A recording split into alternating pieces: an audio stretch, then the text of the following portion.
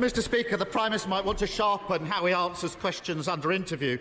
He's going to need it in the next few weeks.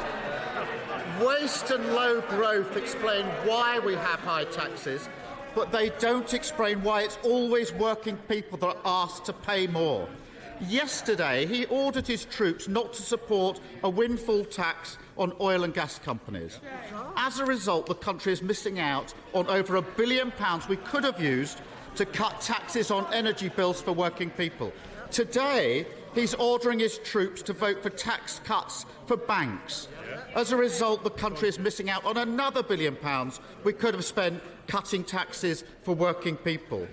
Why are the Chancellor and the Prime Minister protecting oil companies and bank profits while putting taxes up on working people? Prime Minister. Mr. Speaker, let's just get to the heart of what this is all about. This is all about dealing with the consequences of the biggest pandemic this country has seen, with an unprecedented economic crisis in which the state had to come forward and look after the people of this country to the tune of £408 billion. But everybody can see the fiscal impacts of that. Shall I tell you what this government and this country is voting for and what we're doing? We're investing now in 45,000 more NHS workers, more people in our NHS this year than there were last year.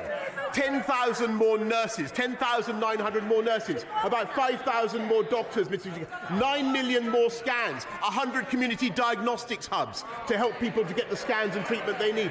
And the incredible thing, the lamentable thing is that the party opposite, the party of Nye Bevan, Mr. Speaker, voted against those funds, voted against that investment, and they would have made our COVID recovery impossible.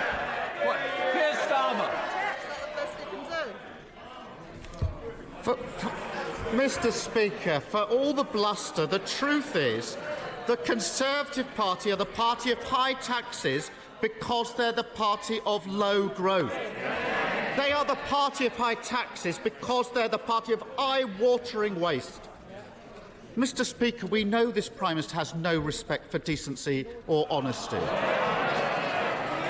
I can take it when it's aimed at me, but I won't accept it when he gaslights the British public, writing absurd articles about cutting taxes at a time when he's squeezing working people to the pips.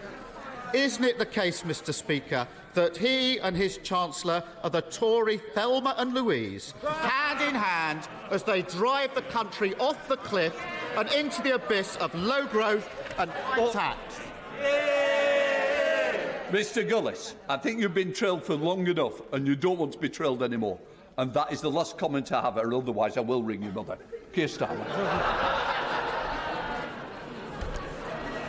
Isn't it true, Mr. Speaker, that he and the Chancellor are the Tory Thelma and Louise, hand in hand as they drive the country off the cliff and into the abyss of low growth and high tax?